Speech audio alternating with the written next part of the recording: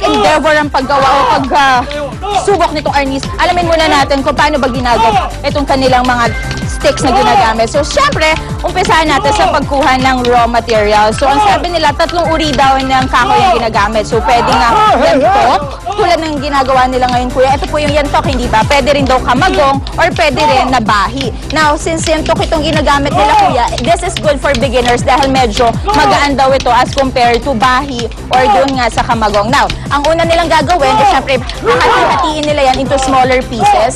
Itong standard size daw sa isang arnis na stick ay sabi nila 28 inches daw ang haba. At yun nga, ginagawa nila kuya, sinukat nila yan kanina at 28 inches po ang haba niya mga kapuso. Pagkatapos, lilihain po nila yung pinaka-surface niya para siguraduhin na ito ay makinis at pagkalihan yan, oras na para ito ay banisan para siguraduhin na makintab at smooth siya kapag hinawakan para kapag nag-arnis ay hindi masasaktan ang gagawa nito. Now, pwede ko na siyang practicein. Puntahan ulit natin sa Ju. Go, Ju! Partner, thank you so much. Alam mo, hindi biro itong sikaran, ha? Of course, sa mga hindi nakakaalam, ang sikaran po ay isang klaseng Philippine martial arts na medyo nabuo noong 1500s pa bago pa dumating yung mga Kastila. Now, ang nangyayari, noong unang panahon, mga magsasaka talaga ang nagsimula ng sikaran. Kumbaga, pagkatapos po ng isang good harvest, yan po yung ginagawa nila bilang hobby. Now, syempre, yung mga magsasaka talagang medyo matitibay. Malalakas ang paa. Malalakas ang paa niyan. Katulad ng paa ni Master Jimmy Geronimo na katabi ko, na ilang years na rin nagtuturo ng sikaran, sir? 52 years. 52 years na rin. Now, okay. Para lang malaman ng mga tao, ano po ba ang sikaran? Paano mo i-compare yan sa mga iba't ibang klaseng martial arts dito po? Kasi ang sikaran po, halos ang ginagamit ay paa. Paa. Ang kamay ay pansalag. So tama po yung nabasa ko na 90% ginagamit paa, tapos 10% ginagamit yung mga kamay. Pero pang-depensa lang. Pang-depensa lang yun. Pang-depensa lang yun. Okay.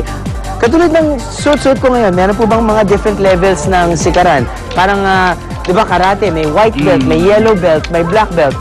Sa amin po, dalawa lang ang klase ng belt, white saka black.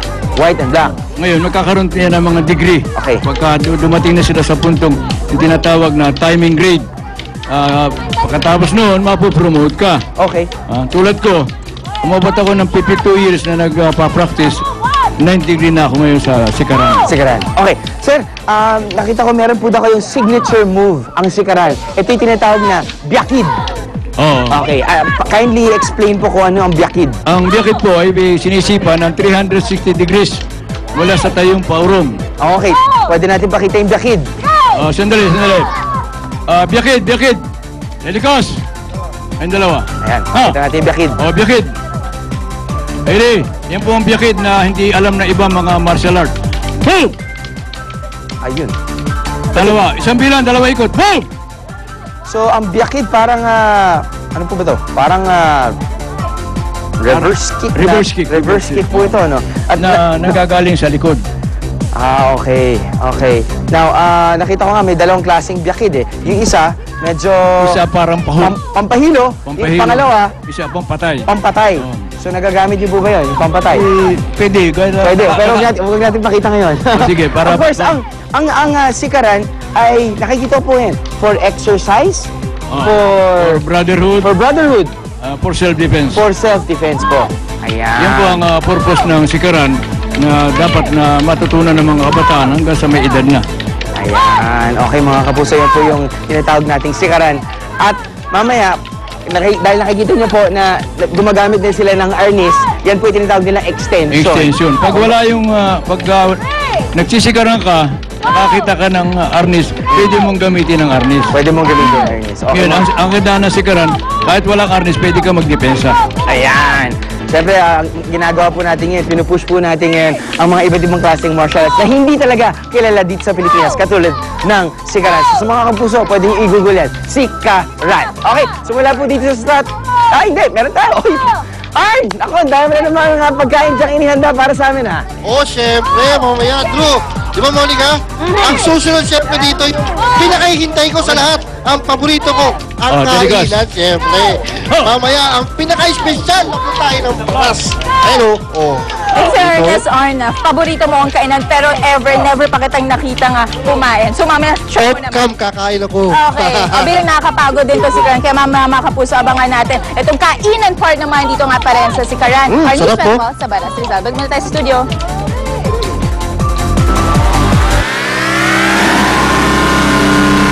Shawty, you so fine, you blow my mind. Turn around, now let me see it from behind. Now let's go. Shakalaka, shakalaka, shakalaka, laka. Mga kapuso, kakaibang disenyo ba ng mga sapatos ang hanap nyo?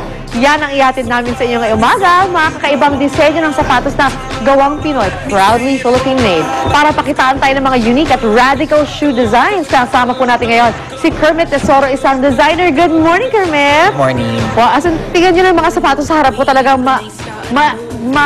malulula kayo. Hindi lang siya mataas, ibang klase pa talaga yung disenyo niya. So, anong inspirasyon mo sa paggawa ng mga kakaibang designs ng sapatos mo? They're very unusual. Actually, I draw inspiration from different art references. Okay. And usually, nai-incline ako sa mga sci-fi. Ah, talaga? And I have like, yung mga inclinations ko towards other cerebral designs. Medyo nag-gravitate ako doon. Kasi medyo nga, sci-fi nga itsura na to. Kasi not many people can walk on, di ba, using these shoes. So, ano ba ang pinaka-unique na nagawa mo? Actually, yung skull heels. Skull heels. Okay? Ito yung suot ni Suzy, no? Pag tumalikod siya, makikita niya skull siya sa likod. Correct? Yes. Okay. So, what makes it so different? Nakakalakad talaga yung mga tao using these, no? Yeah, well, you'll find a way to wear it. So. Talaga. No pain, no gain, kumbaga, sabi nga nila. So, ano naman kaya yung, kumbaga, what makes it super different? Siguro yung sa heels na rin, hindi lang siguro sa height, pero yung design ng heels and yung materials na nagagamit. Ano bang material ang ginamit mo rito? Rigid plastic at saka high-grade resin. Okay. Also, ano naman yung suot naman ni Luan? How can you describe this? Kasi parang pa nakikita ko siya, parang feeling ko nasa factory ako, ng mga bakal, di ba? Yeah. Actually, yung pair naman na yan, in-exhibit ko sa RCBC 2 years ago. Ah, okay. And medyo inspired siya sa armadillo at saka sa mga yung mga anteaters na may mga exoskeletic. Kaya naman pala. Oo nga naman kasi medyo spiky siya. Yeah. Nakakamatay ba yun ng tao? Sa totoo lang pag ikaw ba nasaksak ko sa likod, masakit. Masakit yan, no? So, kailangan mag-ingat kayo kapag namalakad kayo katabi niya. Okay, I just wanna show also the one that I'm wearing. No? Can you Okay. describe this pair na suot ko? Actually, it's a modern take on bakya. Oo nga, Pinoy na Pinoy siya. Oh. modify ko na lang by using new materials like jacquard, fabric, and automotive painted na wood na may medyo ambiguous na baby. Baby ba yung likod nito? Kasi hindi siya skull, obviously. So, can you, like, for example, if I want na mukha ko ilagay mo sa sapatos, is that possible also? Yeah, if the client wants, pwede. O pwede, isang pares, yung isa anak ko lalaki, isa anak ko babae, why not? Diba? It's possible, like you said. So, pwede rin ba magpa-customize ng designs sa sapatos sa'yo?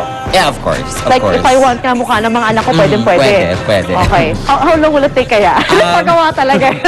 Pero ito, magkano ang price? Can you give us the price range ng mga sapatos mo? Actually, it really depends on what material to use and kung anong klaseng mga materials yung gagamitin like sa heels or kung ano yung klaseng specifications yung meron. So, it really fluctuates kasi iba-ibang materials yung pwede gamitin sa shoes. So, kung banana leaves ang gamit, I'm sure mura yun. Yes, of course. Uy, maraming salamat, Sir Thank you. Tesoro. Ibang klase avant-garde nga siya. Yung mga kapuso, mga very unique at kahanga-hangang shoe designs na proudly Pinoy. Alright, mga kapuso, lipat po tayo kay Suzy at kay Luan. Suzy. Alright, at mamaya sa aming pagbabalik, pero panayin ganito namin ni Luan. Papasukin naman natin ang isang dog grooming salon on wheels. Bagay na bagay yan para sa mga gustong mabilis at instant grooming for their pets. Kaya dog lovers, abangan niyan sa pagbabalik ng unang hirit.